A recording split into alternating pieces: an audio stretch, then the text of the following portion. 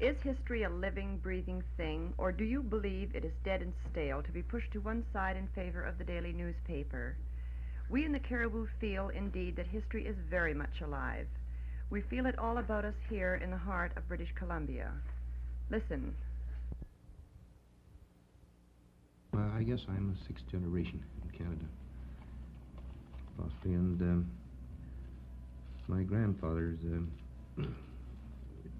great-grandfathers originally 5 brothers came from Ireland, and I think 2 remained in Canada and 3 went to the United States. And one of these 3 was J.A.F. Davis, who was president of the Confederate States in the South. And it's written in the family biography, but as my father said, he wouldn't boast of it because of that song of hang him to a sour apple tree. And from my mother's side of the family, they came from England at the time of the CPR construction, and they started somewhere on the prairies with the CPR, and they traveled with it as it came west. And at the time of the real rebellion, they were there. And during the trial of Louis Real, who was a school teacher, but being of French origin, he insisted on an interpreter. And during the trial, the interpreter stayed with them during the trial of Louis Real. And they came further west, and my grandfather said that he planted potatoes at Regina, as the approximate location, or the area of Regina, and they just turned over the sod, the prairie sod, and put the potatoes in and carried on with the railroad and come back in the fall to dig them. And they had a wonderful crop of potatoes. They weren't hilled or worked at all. And they eventually came west to Calgary, and they were there with the railroad. And there was some sort of a slump or something in that year. I couldn't confirm the year or, in fact, much about it, but my grandmother said that they were a year without 5 cents in the community, and they just bartered and traded with each other. And my grandfather hadn't 5 cents in order to purchase a postage stamp to write home. Mm-hmm.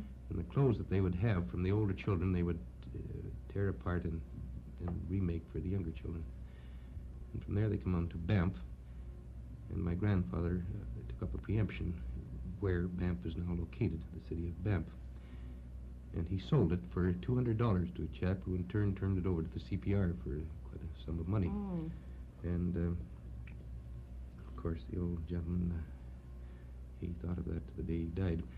And from there they come on to Kamloops, to Kamloops, part of the family, and the rest at Ashcroft. And they started farming out of Ashcroft in a small sawmill. Now, that was during the time that the CPR was going through. And they lived there, and my grandfather died there. And my grandmother died in 1929, about the age of 86 years or something. Mm-hmm. And my mother and father were married in Ashcroft. I see. Just prior to the turn of the century. And my father worked in Ashcroft for Miller, or for the BC Express Company.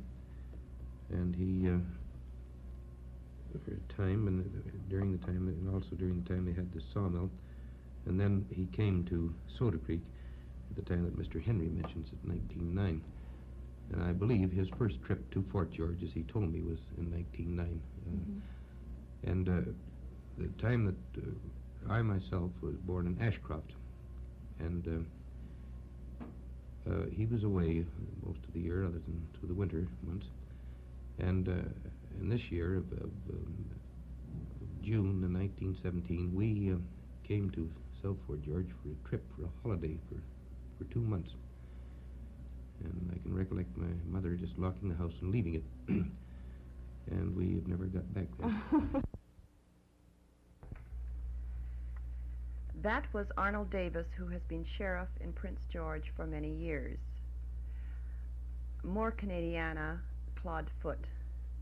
Mr. Foot tells us that he made his first trip to Prince George in 1906 and that he spent several days here without ever seeing a white man. My father was Irish. My mother was English. I was born in Auckland, New Zealand, and I lived all my life in Canada. So that would cause some doubt, perhaps, as to just who and where I was, where I came from.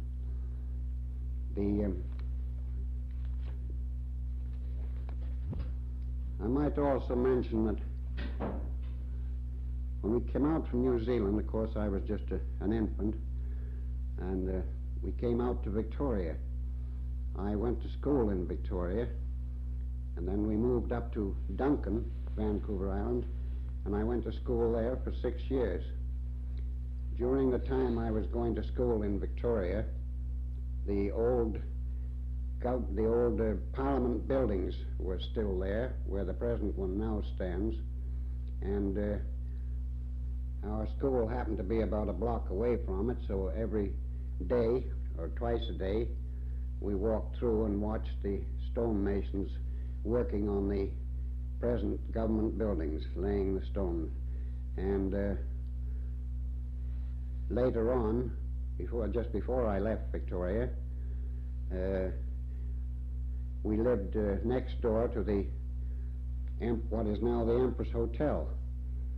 And when we were going to school, we had to cross a bridge where the causeway is now, and then they filled that all in, built that causeway, and pumped the mud and so forth from the harbor in over the wall onto the other side till they had it filled up. And I witnessed quite a bit of that because we were living right next door to it. The first job I had after I left school was in a store, and then I went from the store work to work at the first whaling station that was started in B.C., as far as I know. That was up on the west coast of Vancouver Island. I stayed there as timekeeper and so forth, all during the construction of the whaling station, and then I came back to Victoria some time later, and the next job I got was out at the Butchart, what you call the Butchart Gardens now, Portland Cement Company. R.P. Butchart, of course, was the manager, owner, and I went out to work for him also as sort of storekeeper, timekeeper, and tending to mail and so forth. There were about 40 men working there, and out of the 40, I think there was 17 of us got typhoid fever quite badly. I was one of the worst. I came into Victoria and went straight to bed, and I didn't get up again. I went to bed at home, my father being a doctor. I went to bed at home, and I was in bed from July until Christmas. I got up for about 10 minutes on Christmas Day just so Mother could say that the whole family was there. And then after I began to get better, at that time my dad was the doctor at Cornell, and he wrote to me and told me he thought a change would be a good thing for me if I could get something that wasn't too heavy in the way of work, and if there was anything turned up at Cornell, would I come up? So I wrote back, yes, sure. I had no intention of going, but I wrote back anyway and told him sure I'd go. And in 2 or 3 days I got a wire from him. Go and see the manager of the Hudson Bay Company in Victoria, who, as it happened, I knew quite well, Jim Thompson. I went over to see Mr. Thompson. Oh, there was nothing for it. I had to go to Cornell to do you good. So I started off, as I told you, in March 1906. I landed at Ashcroft on the 17th of March, and when I when I saw a canal, as I say. I figured if I could stick that till I got my first paycheck, I'd do pretty well. And here I am. Alec Moffat was born in the Caribou. His parents kept a stopping place for the coaches that traveled the Caribou Road. Mr. Moffat tells us of his birth. Home stagecoach was rattling along across the McInnis Flats on a nice June afternoon, about 1891. The driver turned to his passenger and said, I don't think we'll get much to eat up here at the next stopping place, which was Lansdowne Farm at Alexandria, because he said the lady of the house and the cook has just had a new baby. Oh, the passenger said. Well, that passenger turned out to be no other than our old friend, whom many of you in this room know, John A. Fraser, going to take his first school in Canal. The baby, I'll just give you one guess. These men and women who came into Prince George in these very early years, why did they come? How did they travel? What were their impressions when they first arrived in this area? I was working in Vancouver, and I didn't just care about it. I heard about the Prince George, the steamboats, so I decided I'd come north. Mm-hmm. And as I'm a pretty fair bicycle rider, the fare then was around $45 from Ashcroft to Canal. Mm-hmm. So I decided I'd bring my bicycle. So I shipped my bicycle from Vancouver to Ashcroft, and I rode from Ashcroft to Canal, which I lay around Canal for about a month, and then I went to work for the BC Express Company. Well, now, how did you find the roads for bicycle riding? Well, I would say the roads were far better than they are today, because we had a narrow road and it was a good road. Mm-hmm. How long did the trip from Ashcroft to Quesnel take? It took me practically 3 days, because I followed the stage right through. Mm-hmm. I had the stage as a guide, and I followed them, because I'd get lost if I didn't. Oh, I see. How far would that be, Mr. Henry? From Ashcroft to Canal? Yes, about how far? Yeah, well, they say it's 220 miles. Mm-hmm. So I figured I rode about 75 miles a day. That was the voice of George Henry, who worked on the boats that plied the Fraser River between Prince George and Soda Creek near Quesnel.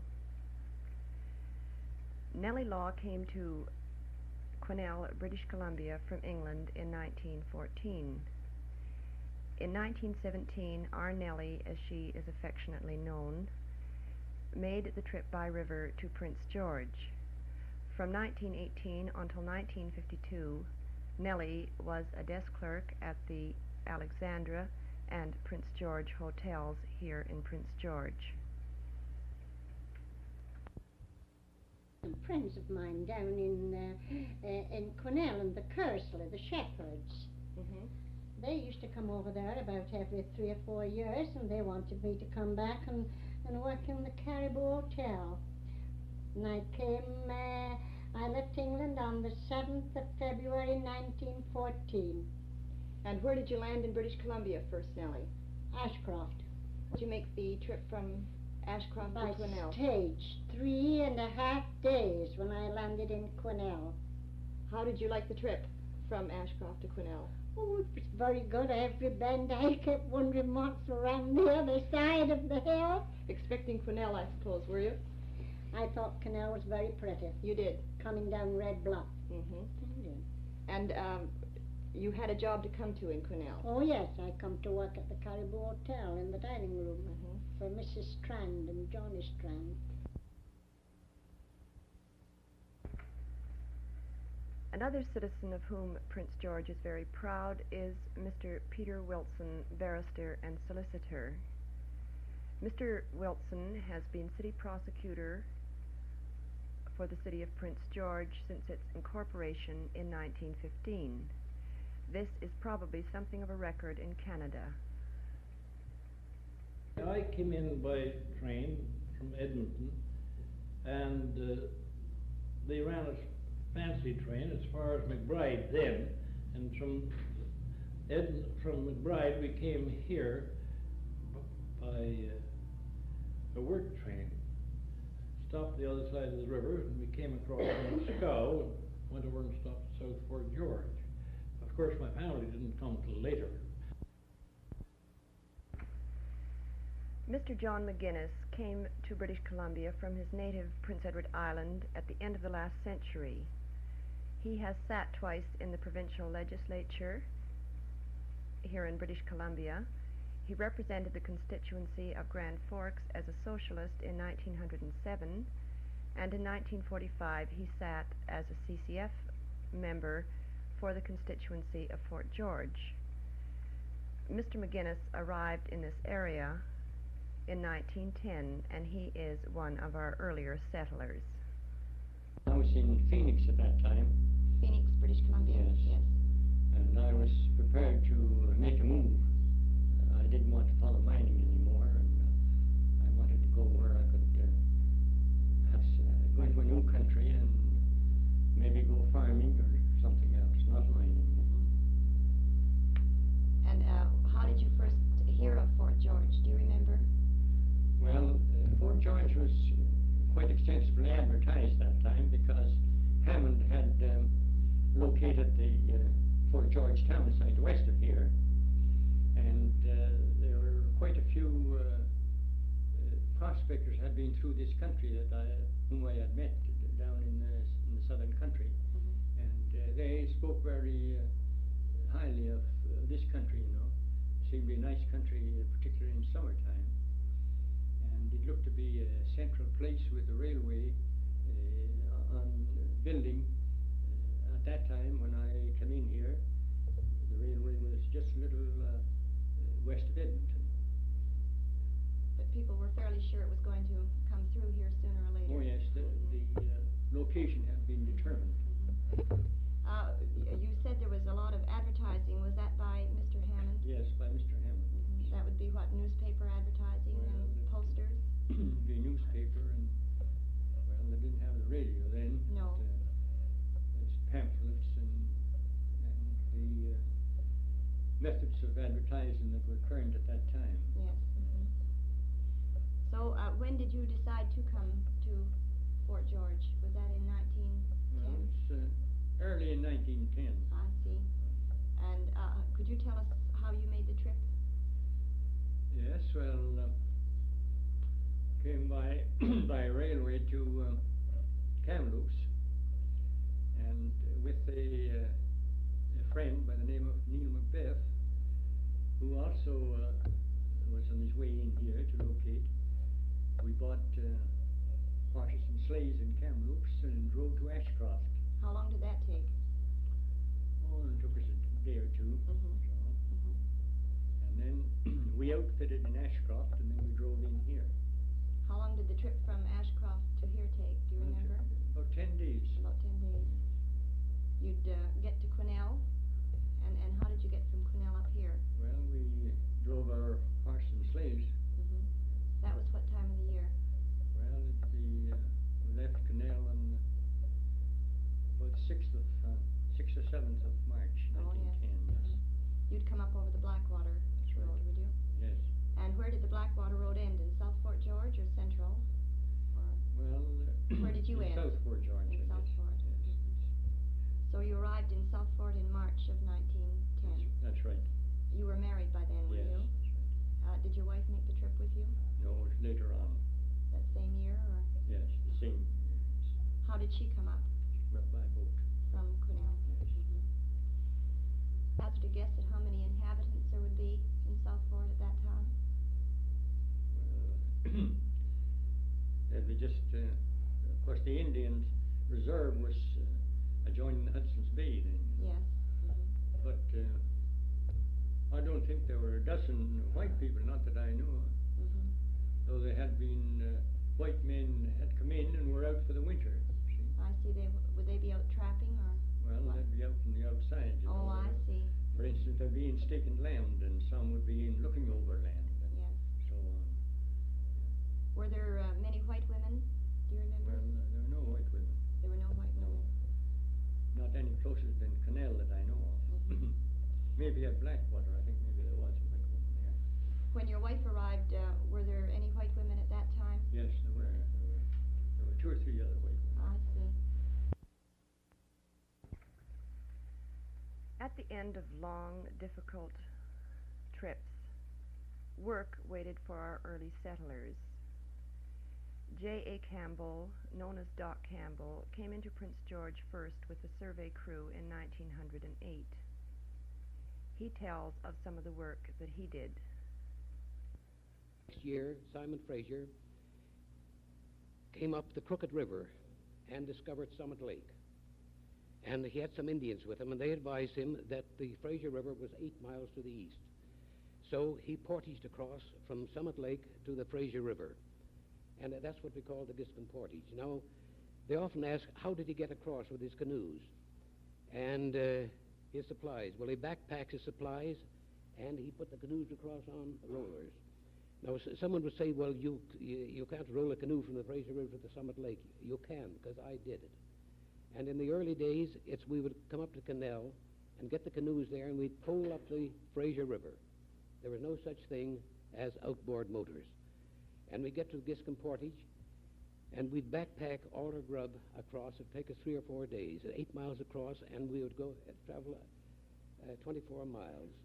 We'd go across, back, and across, camp at the lake, and then back. It'd be 3 trips across there. And after we got our grub packed across, we would cut rollers about 4 feet long, and these 40-foot dugout canoes, they weighed 1,000 pounds at least. And we put them on the rollers, and we'd push them along. As we came to the end, and the rollers would be moved from the back to the front. And as you can imagine, the hills there are just about as high as the hills on the east side of the Fraser. And we'd push the canoe up there and across the 8 miles to Summit Lake and go down and do our work. And then when we were coming back, we'd push it back again and back down to Canal. And everything was manpower, and we were pretty tough in those days, much tougher than I am at the present time.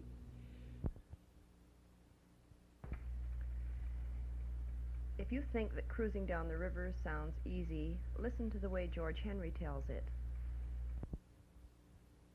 What did this boat that you were on carry? It carried, well, I would say the best way to explain that is provisions for the country, everything. Mm-hmm. It would be the only way to get in. The only transportation in the summer months. Mm-hmm. Carried passengers? Passengers, yes. How much was the fare from... Well, now, you've kind of got a stick there, but I believe it's around $35 from Canal to here. One way? One way. How many months of the year would these boats Well, we'd run? start in about the end of April, and we'd run summers around the 1st of November or a little sooner. Mm-hmm. 5th of November one year, we froze into Blackwater. We tried to make another trip. We come up through the Cottonwood. We got the Fort George Canyons closed, so we headed back for Canal. The Cottonwood is closed. So we headed back again, and we had to tie up behind the islands at Blackwater. And I stayed at the boat all year that year. Stayed in the winter, did we you? We froze in, yes. Mm-hmm. Could the big boats make the trip up and down the river in the spring and fall? Just as soon as the river raised. Mm-hmm. Was there any transportation after the ice went out between then and when the... Yes, when the ice started to go out, the big boats are laying on the skidways, and they had a small boat, a gas boat, and I generally opened the navigation with a gas boat. I carried the mail and what passengers, because the Blackwater Road was getting too tough for sleighs, and it isn't fit for wheels, so I opened navigation with the small boats. In fact, I have several clippings from the Canal Observer where Captain Henry, as they call me, opened the navigation for, I'd say, why wouldn't I, a number of years. I see. Mm-hmm. Did you ever have any accidents or adventures on We the did. river? One year on the, I was running the Rounder that year. Now, you'll have to explain that. Yeah, that's another gas boat. Oh, I see. And I was running the Rounder, and I was pilot there, or skipper. And we lost a man overboard in the canyon. Because just before I come to the canyon, I told them, I said, now everybody be seated because we're going to shoot this canyon and be quiet. Well, this fella didn't heed, and he got up and he went overboard. So we tied up there for 2 hours to make sure he was dead or drowned or whatever it was. And we went on. I see. We never did see no more of him. Did you ever have any difficulty navigating the boats through? Well, we struck some pretty shallow water sometimes. You ever run aground? Oh, yeah, quite a few times. Mm-hmm. How long were you on the river? Practically 18 years. Mm-hmm. Yeah, roughly speaking, 18 years. Would you care to make a guess at how many trips you made up and down the Fraser? No, I wouldn't guess that, but I can tell you we went twice a week. Sometimes made 3 trips. Mm-hmm. Bore a day off the next week. From April to Yes. to the fall for 18 years. More or less. Take off my time I was overseas. Yes. But yeah. Mm-hmm. Outside that, I was making 2 trips, and sometimes we'd squeeze in the next trip, you know, Mm-hmm. and bore 1 day off the next week, you know, and make Mhm. our 3 trips. Mm-hmm. Peter Wilson tells of some of his experiences as a practicing lawyer in these early years. Case I had here,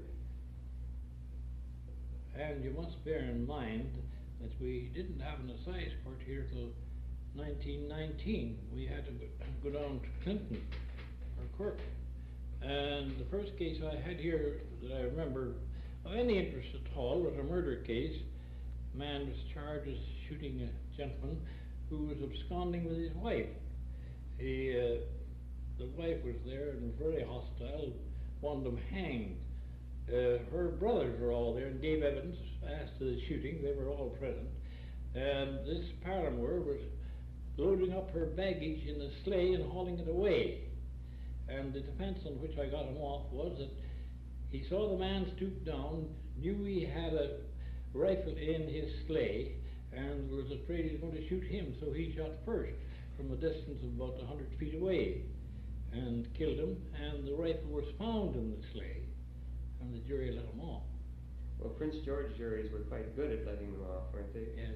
Well, to finish that case, as soon as he got off and went out the hall, the old city hall where the court was held, this wife who wanted him hanged jumped into his arms and hugged him. "Oh dear, I'm so glad you're free." There was, and about 10 years later, I got a letter. I couldn't understand it at first, but I began to think back about it, and it amused me very much. It was signed by this man whom I got off. He said, "Another fellow is monkeying around with my wife. Will you defend me if I shoot him?" I unfortunately gave the letter to my good old friend, the late judge, and it got lost somewhere else.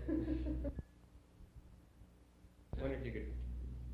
Judge Robertson had made a trip to the Peace River previously, and he then went down by river instead of going around by train. We had to go by train to Edmonton, from Edmonton up to the Peace River, and the government thought his expenses the first time were quite high, so they commissioned him to hire a man, and he hired his son as boatman, and he hired a personal friend as cook, and we made the trip all down together. We ran into very bad weather. The judge would always persist in leaving here on the opening of the shooting season, of the 15th of September, and we ran to a bitter north wind.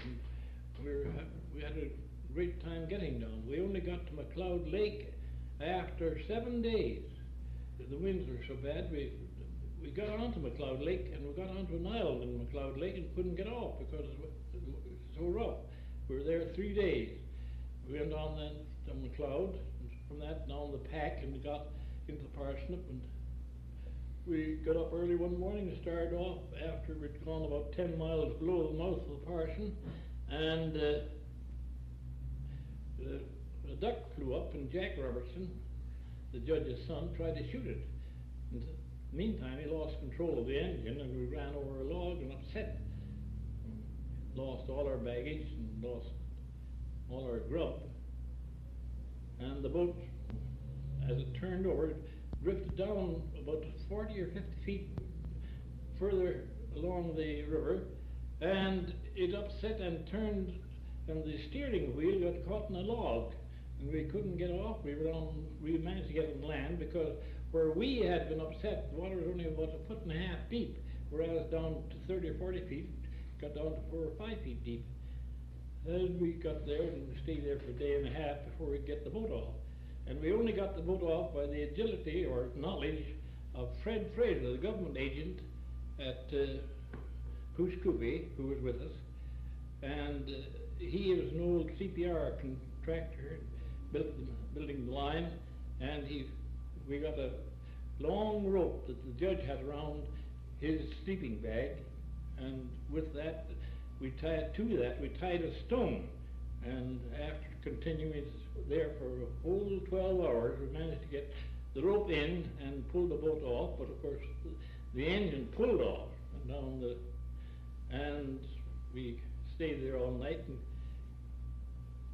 the next morning we started down without any oars and just pieces of wood to steer the boat along. We used the contractor's cabin down some distance below, and we found some oars there on the roof, and we rode down about another 7 miles and came to some trapper's cabin, and we went in there and we heard a dog barking.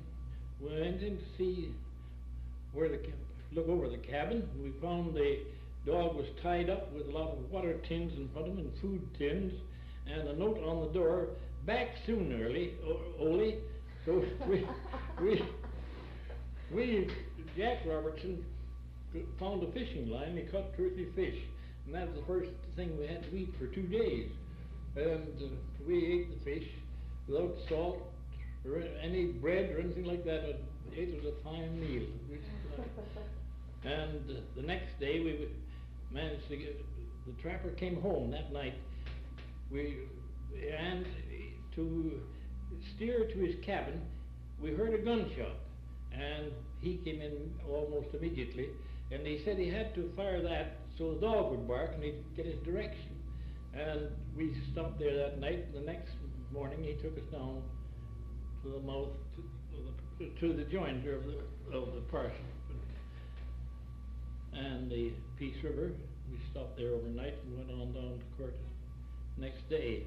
I had torn the knees out of both my legs, my pants, and Mrs. Neil Gething, who was then at Hudson's Hope, she put knees in, but of a different color. Oh. And I went on down, and we held court down Pushkupi, and I appeared in these trousers with these knees all patched up, and there was not much chance of getting clothing, so I had to wait till I got out to Edmonton to buy clothes. The funny part of that episode was poor old Fred Fraser had 4 bottles of rum, and they went down our boat came over. The government didn't try the experiment again. No, they didn't try the experiment again, but to show the difference, Mr. Fred Fraser got from the provincial government a refund of all he'd lost in the way of baggage and money, and even the rum from the provincial government. Neither Judge Robertson or I got anything back, either from the provincial government or the Dominion government. Nellie Law's work lay in a different, equally necessary field. Went into the Bank of the British North America, and the teller there used to be at the bank in Quesnel. It burned down. And he asked me what I was doing, if I was looking for work or something, and I said, well, yeah. So he got Mr. Monroe, the manager, out, and he took me on, and I stayed there 1 year. And what were you doing there, Nellie? Kept house, the maid. Uh-huh. The maid. Down to the Alexander Hotel. I had a friend there, and I used to come down and visit her on my days off, afternoons off, you see. Mm-hmm. And one day she said that Mr. Johnson would like me to come and work there in the dining room. So I gave my notice and came down there. What sort of clientele would you cater to in the Alexander Hotel, Nellie? Well, there wasn't very many women came up those days. The travelers, you know, didn't bring their families along. No.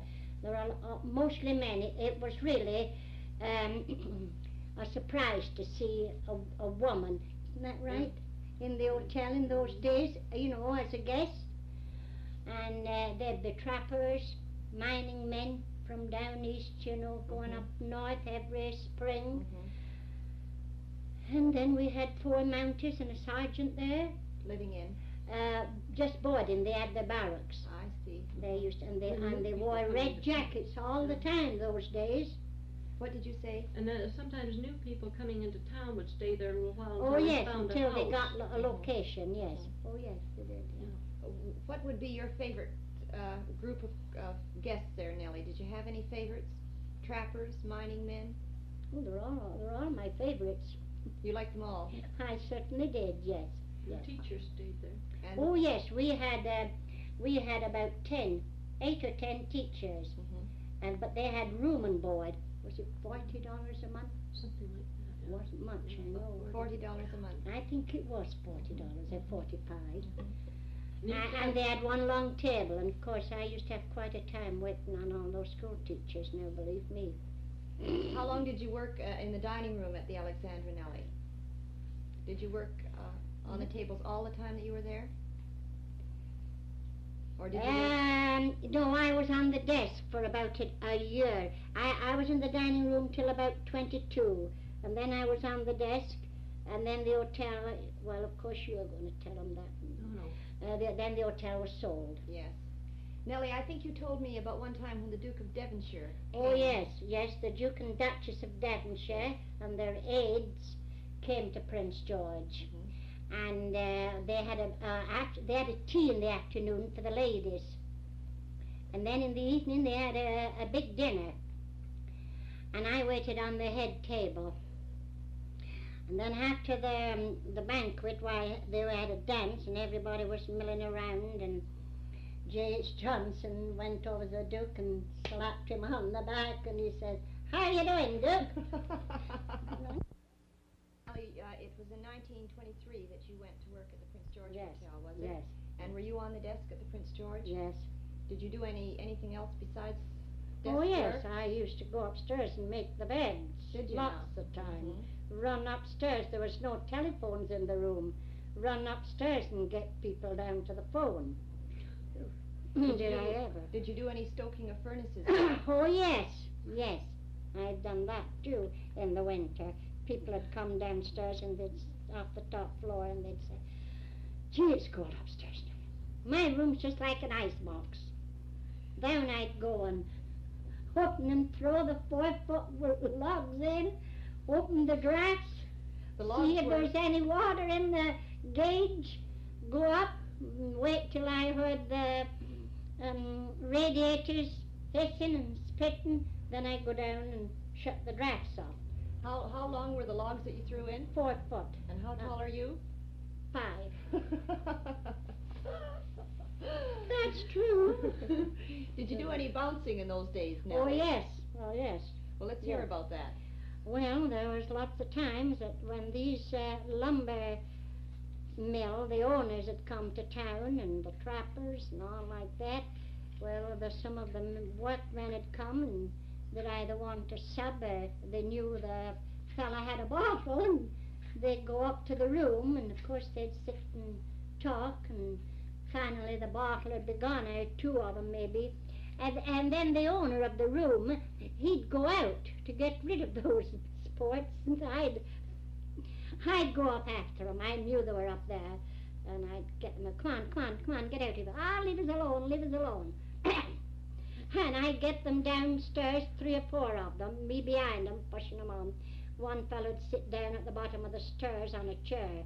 "Oh, no, you don't. You come on, get out, get going. Ah, leave us alone." That's true. Sweet, you know.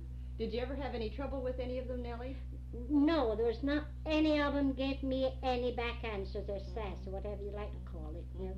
And they'd come in the next day, they'd be sober and they'd be just a perfect gentleman, and they wouldn't even know they'd been in the hotel. I see. Yeah. No, they're very good, very, you know.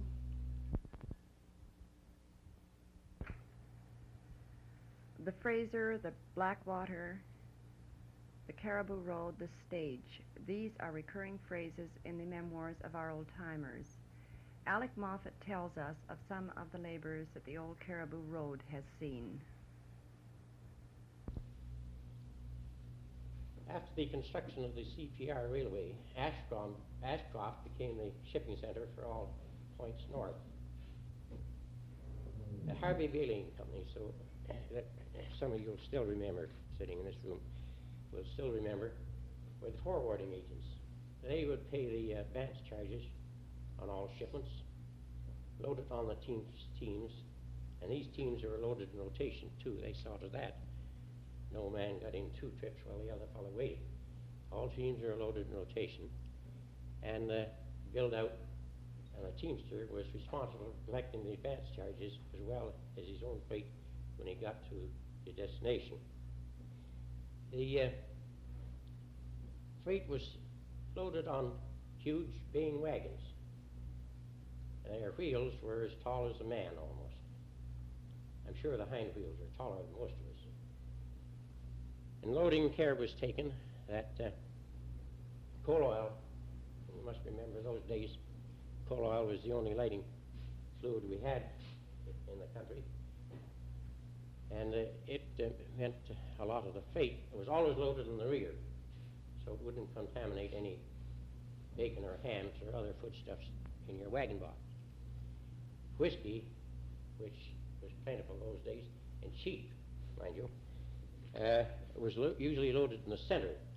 But I can never recall of a load being broached, although they might unhook it in a mud hole a half a dozen miles from a stopping place. I never did hear of a load being broached. It was quite safe as long as it was on the Caribou Road. We hadn't the RCMP, mind you, that we have today. I think there was just one policeman, if I remember, between Ashcroft and the North Pole.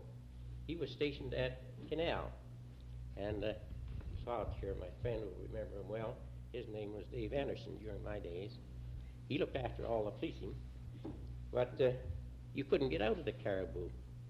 So they just, or anyone that did get into the Caribou and wasn't living according to our rules, he didn't stay long because things were made so disagreeable for him that he just had to leave. That's all there was to it.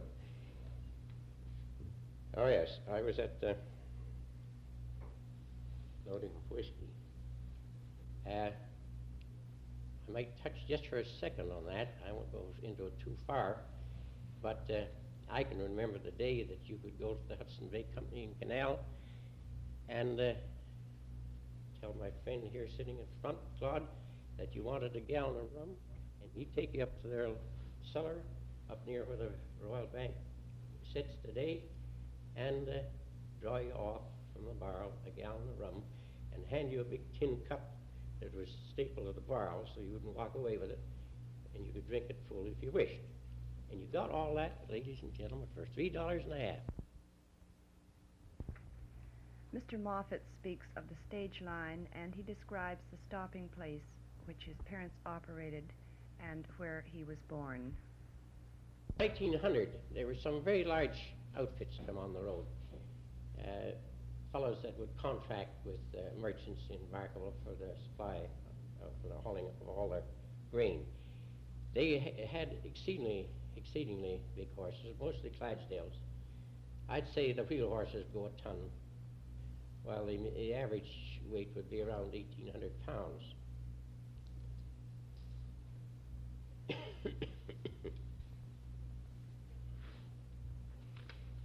These horses were well cared for at a stopping place. They were curried, combed, their shoulders looked after, washed with salt and water to see if they keep them hard, see if they weren't scalded, fed well, and really looked after. The usual charge at the stopping places was $1 a head per animal for all the hay that animal could eat, as well as the use of the barn. 50 cents a meal for meals, and $1 was the usual charge for the teamster's bid. But if he had over 6 horses in his outfit, he got his bid free. Of course, he wasn't expected to ask for hot water, because if he did that, he was considered chicken too.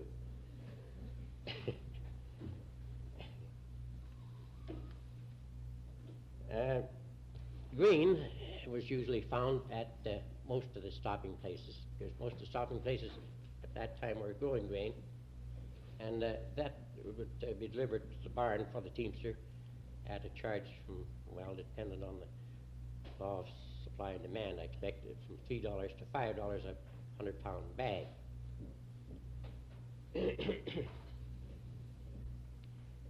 At this time, I think I'd possibly like to give you just a little description of what a stopping place looked like. It was usually a great big room called the front room, although most of them had a parlor where the lady of the house possibly met on Sundays, but it was hardly ever used. In the center of that room would be a big long stove that would take a cordwood stick, and usually a water boiler in the center of the drum with a drying rack hanging above where the teamsters could dry their gloves and their socks and their boots and really be comfortable. Over in the far corner would be a wooden sink. We had an enamel sink those days. It would be an enamel sink with possibly 3 basins in it and a cut-out full oil can to catch the water as you dumped your basin, and the roller towel hanging there at the right to dry on. This, I may say, was most of the stopping places.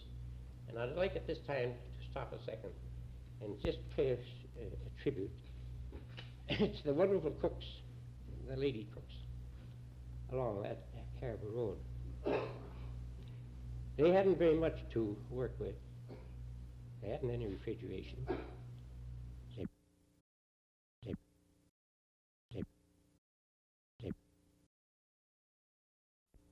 And I'd like at this time to stop a second and just pay a tribute to the wonderful cooks, the lady cooks, along that Caribou Road. They hadn't very much to work with. They hadn't any refrigeration. They hadn't any canned goods. I don't think the can opener was in use as yet. In fact, I can't recall seeing a can on our shelves. If you walked into the root cellar, though, you saw all kinds of vegetables, a barrel of pickled pork maybe, another barrel of corned beef, because you had to corn it, you couldn't keep it otherwise, and maybe an oak barrel full of salt salmon, which was much contrary to the laws of the day, but we caught them just the same, and many of them. If you examine their storehouse, you would find a 100-pound bag of brown beans, another 100-pound bag of white beans, a couple of mats of Chinese rice, a 25-pound box or more of preserved apples, prudence, peaches.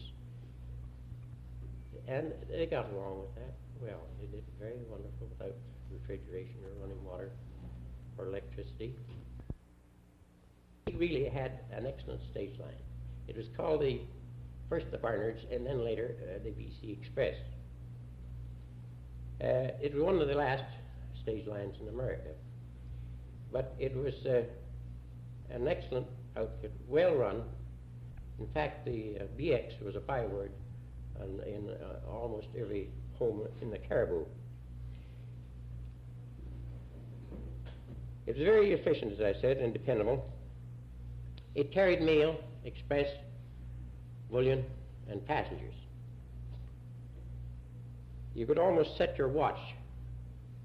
Although we hadn't any telephones, we didn't know exactly when the stage was there, but Mother usually had breakfast ready of a Sunday morning at 7 o'clock, and on the return trip on Wednesday at 1 in the afternoon.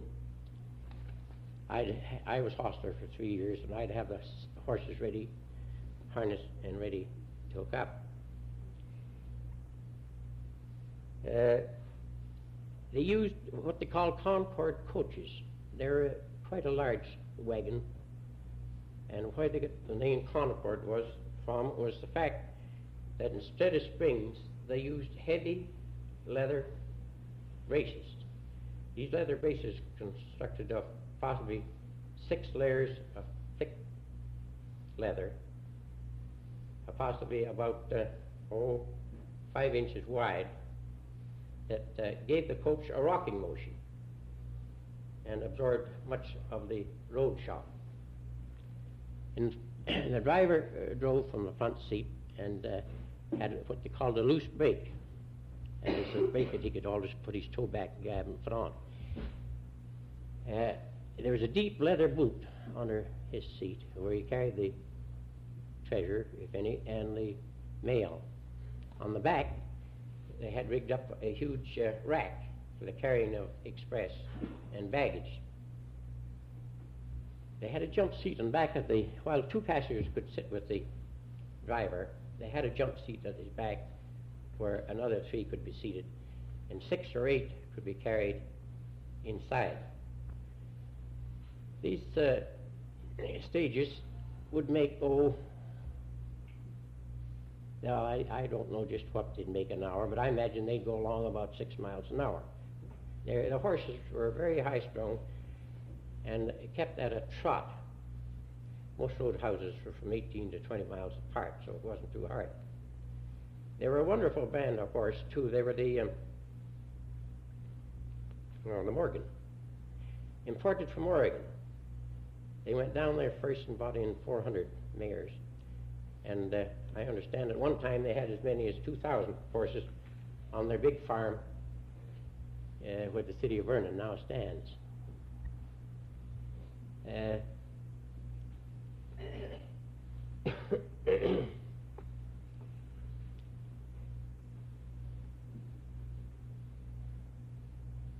When a gold shipment was coming down, it was always quite evident because they had an armed guard along who sat alongside the driver with a sawed-off shotgun loaded with buckshot, so he wouldn't miss.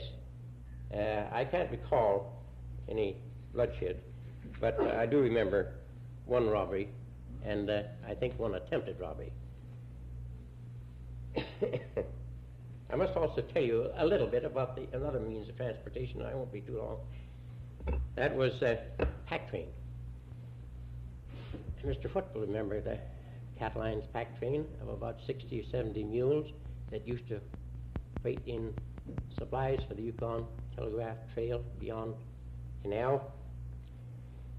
He usually camped in where West Canal is today on the flats over there for several days and grassed his horses and mules.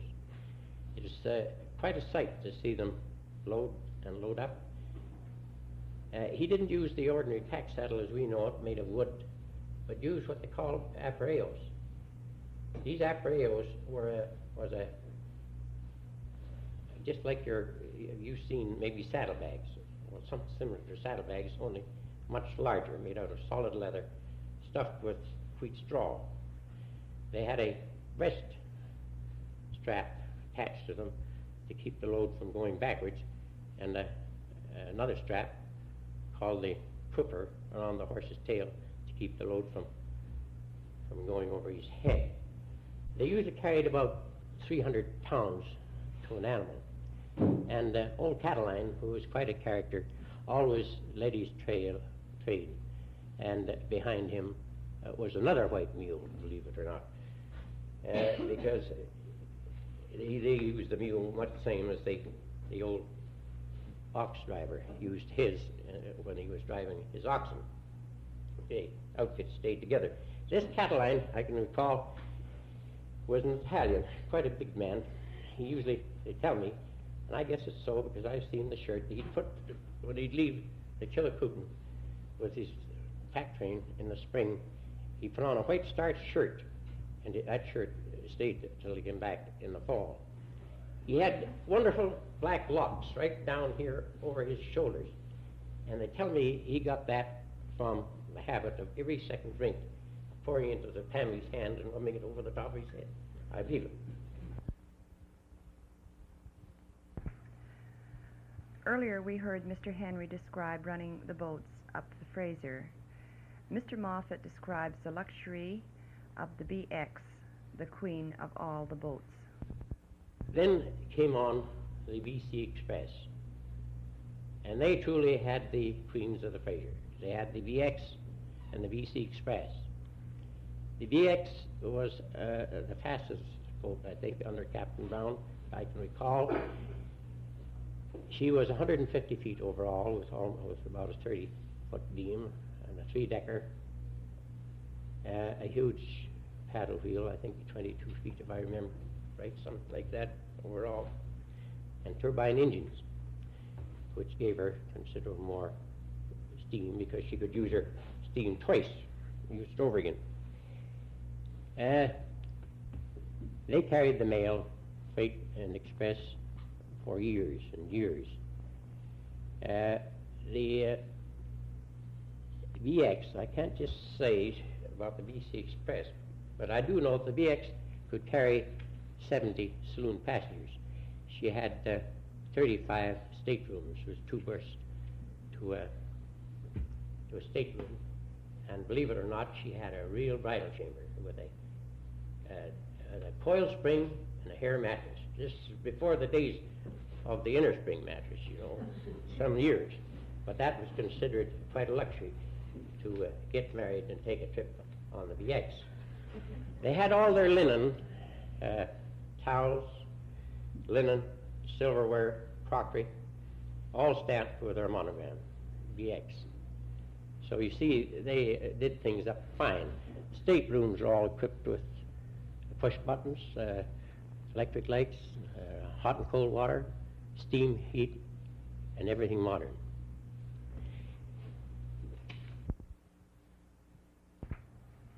However, it wasn't all work in those early years. When our early settlers relaxed, no one could predict the course of events. Claude Foot tells of a dance in Quesnel. Quesnel, the people down there were very anxious to stage a dance. And I never saw a dance like it before in my life, and I never will again. It was the real thing. The only place available was the hotel bar room. There was the bar room at the back of this big room, and pool tables in the front part. We moved the pool tables out, and we also moved the bar out to a building a little further down the street, and we held the dance there. The costs of the dance, I was appointed secretary, and before I sold a ticket at all, I'd guaranteed accounts of $550. We had a committee, 1 man at Barkerville, 1 man at the 150-mile house. There was no Williams Lake at that time. The 150-mile house was the main place on the road. That's the government office, provincial police, and all the rest of them were at 150-mile house. Subsequently, of course, it was all moved to Williams Lake. That dance, well, there were some people there 2 months after the dance was over. They hadn't got back home again. They came down from Barkerville. There was one couple came down from Barkerville intending to go south, spend their holiday in the south for the winter. They got as far as Quesnel, got interested in card games and dancing, and this kept up, as I say, they were there anyway for about 2 months before they got back to Barkerville. They didn't go south at all. The first night was masquerade, and then after that it was just the ordinary dancing. And we only intended to have it in the first place for 2 nights. But the ladies kept coming to us and wanting to have another night. Oh, we'll have another night tonight. We'll have another dance tonight. And this kept on and on. The men, of course, the major portion of them anyway, were interested in the card games that were going on. And they were some card games. I remember seeing 2 chaps there in particular, and I'm sure they played for 3 days and 3 nights without leaving the table. The Chinaman at the hotel used to bring down the lunch, set it on a small table beside them, and they'd have their lunch and carry on with their poker game.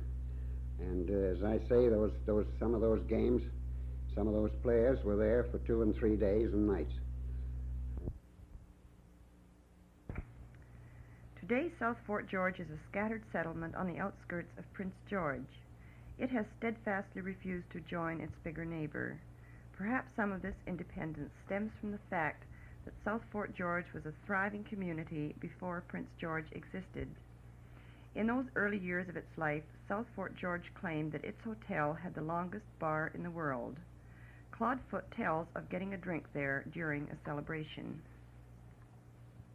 Had this celebration on, and that was took place on the, I don't know what the street is, I forget now, but it was Al Johnson Hotel, which, by the way, had supposedly anyway the biggest bar in Canada, if not in the world. It was 100 and some odd feet long, and during this celebration, naturally, I went with the crowd and went in to have a drink, and there'd be about 6 or 7 bartenders behind this long bar, and the customers would be lined up 2 and 3 deep, and the only way you could get your drink was to sing out what you wanted.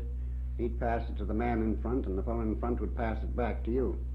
And this kept on pretty well all day, and I guess most of the night. There was no closing hours then. And the celebration was really wonderful for the situation, the accommodation that they had.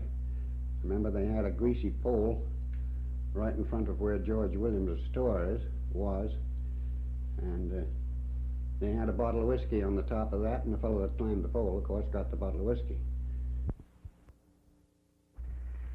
Before 1910, all was peaceful and quiet in Fort George.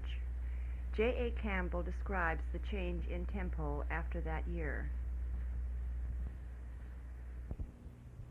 Then they had to get supplies in here. Now, the easiest way to get supplies is when the railroad came to the headwaters of the Fraser River, was to bring them down by scow. And they'd build scows up there, and they would float these scows down. And each scow would be manned by anywhere from 12 to 20 men. And when they floated down here, there was no place for the men to go, so there'd be a dozen scows a day sometimes. So the population was gradually increasing, about 100 people a day. And pretty soon we had a large population here, and a tough population. And they had to send the police in here. The provincial police in those days just wore ordinary civilian clothes, but they were a tough bunch. Most of them were ex-Irish constabulary. And they hit you first and argued afterwards. There was no arguing with them. Well, they had to be tough.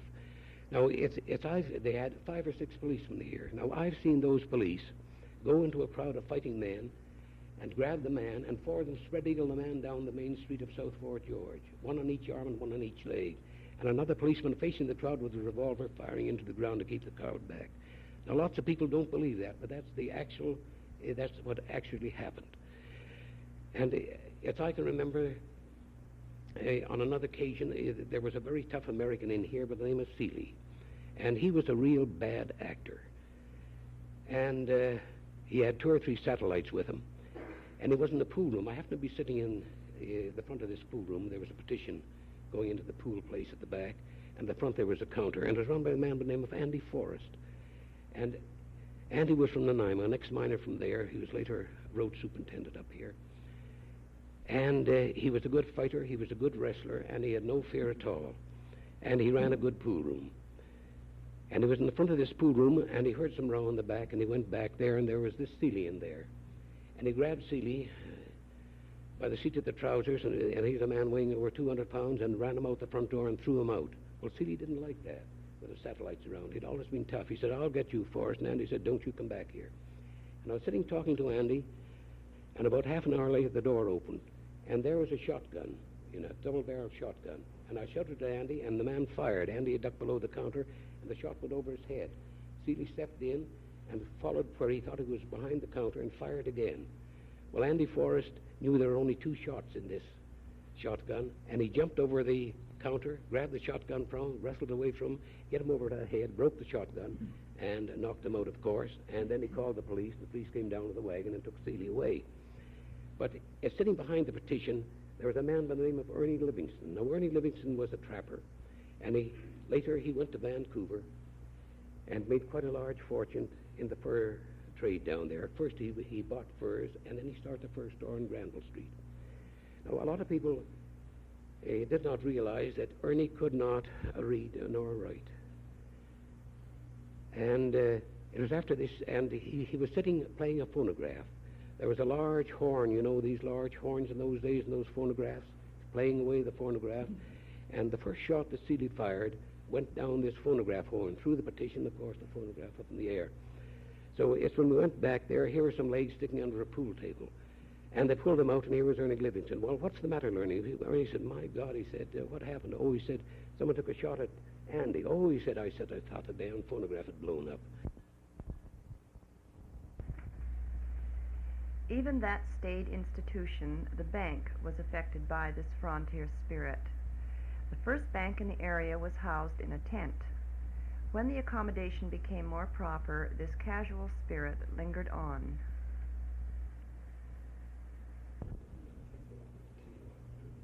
It was a very, very free and easy life there, and especially in the banking business. And there used to be quite a lot of poker played there. I remember one time it's in the Bank of British North America. It was late at night in winter. And McAfee, a man McAfee, he was later manager in Edmonton branch. And we were playing poker there, 2 or 3 of us. And he said, I heard word that the inspector's coming up this summer. He said, we have to get the bank in shape for him. And at that time, the stages would come up the old Blackwater Road.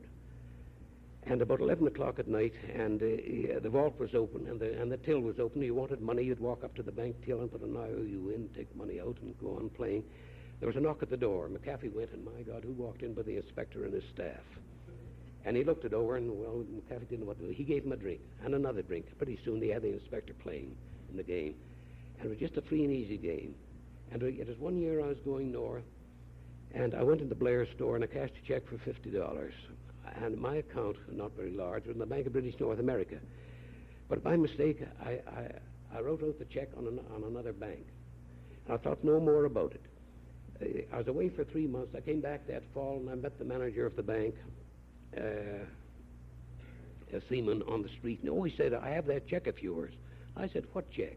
He said, a check came in for $50 made out to Blair. And he said, you didn't have an account here. He said, it was another bank. He said, I couldn't change the bank. He said, I opened a debit account for you. He said, you can drop in sometime and fix it up. Well, you certainly can't do that these days. Our city prosecutor, Mr. Peter Wilson, QC, was the first lawyer to set up practice here in Prince George. He makes some further comments about the enforcement of law and order in this area in the early years. Because in the good old days, we didn't think it proper to prosecute a man for getting drunk. For example, we didn't prosecute a man for killing his wife. We'd do that, but getting drunk was not considered a crime. It was considered sort of a feast day. Been quite a change in the attitudes in the years. And the early days in police court could be counted on your fingers. I think a month's work would be about 4 or 5 cases at the very least for years. And of course, as the town grew, they increased, but they increased very much, undoubtedly, when the Royal Canadian Mounted Police came in, because they are right on this bit all the time. Whereas when we had city policemen here, they didn't care whether the fellow was drunk or not. If he had a bottle, they'd take the bottle and kick him into a car and send him home. Or one man was said to get 2 bottles every night. One policeman said to get 2 bottles every night from old blind Nick, who ran a bootlegging joint and went broke because he said he couldn't afford to supply the police with any more liquor. The city police were anything but open and above board, I guess. Oh yeah, they were open for anything. Fire in these early years before the use of fire hydrants and fire engines was a frightening thing. Claude Foot tells of a fire in Quesnel that burned out a large part of the business section. In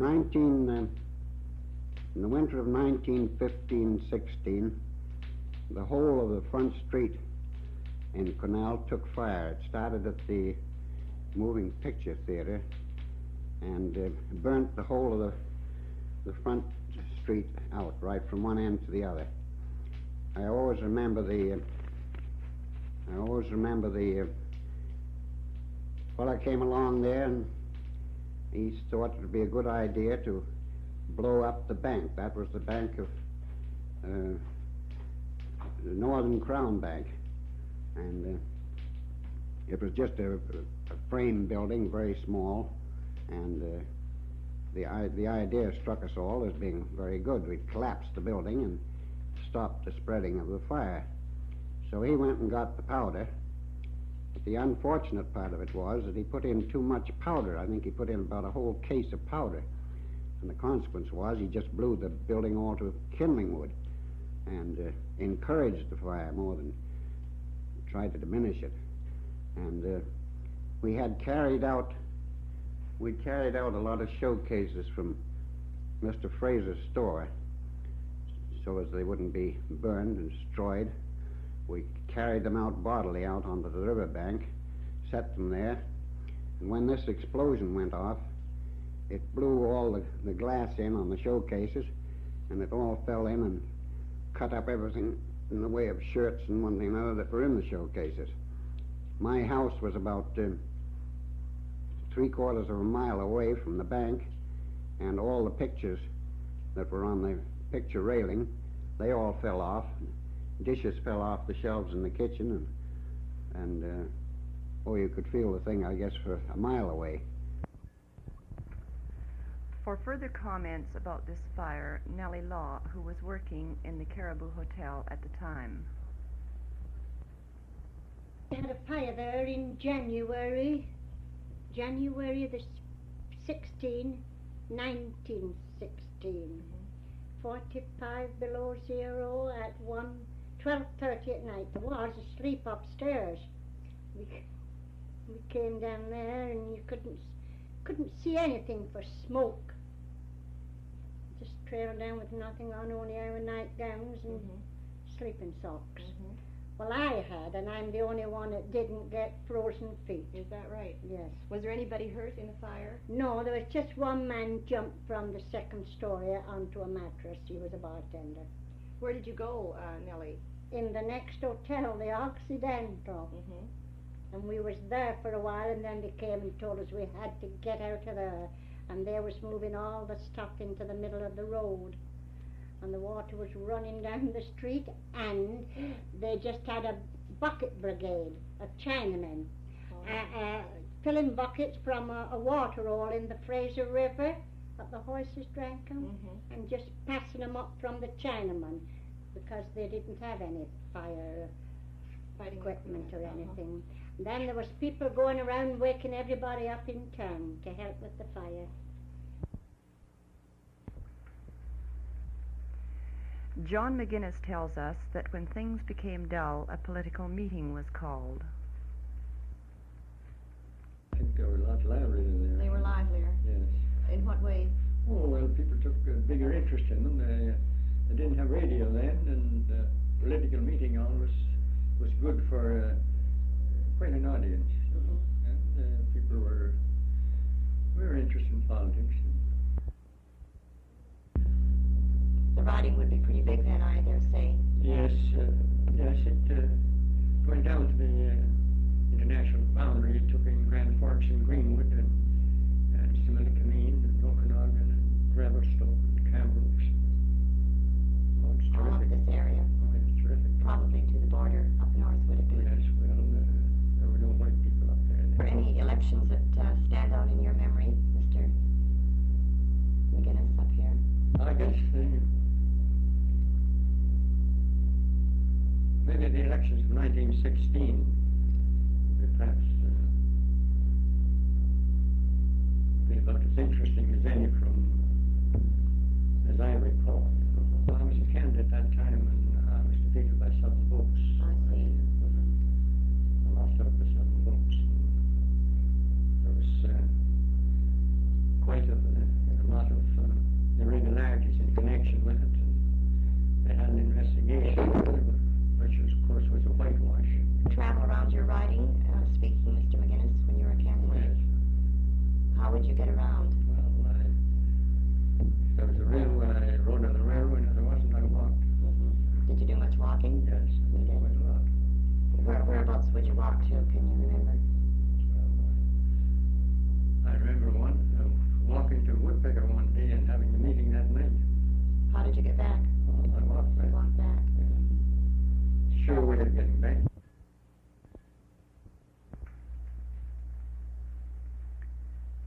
When all was said and done, nothing, neither fire nor political meeting nor a climb up the greasy pole, could rival the excitement of the first white child born in the community.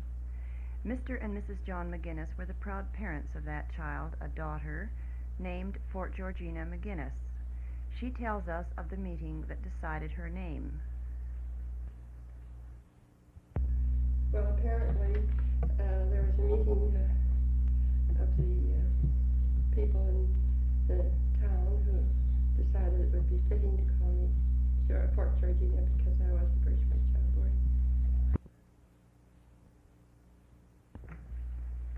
And speaking of excitement, Arnold Davis tells us of the joys of having a father who worked on the boats that plied the Fraser River.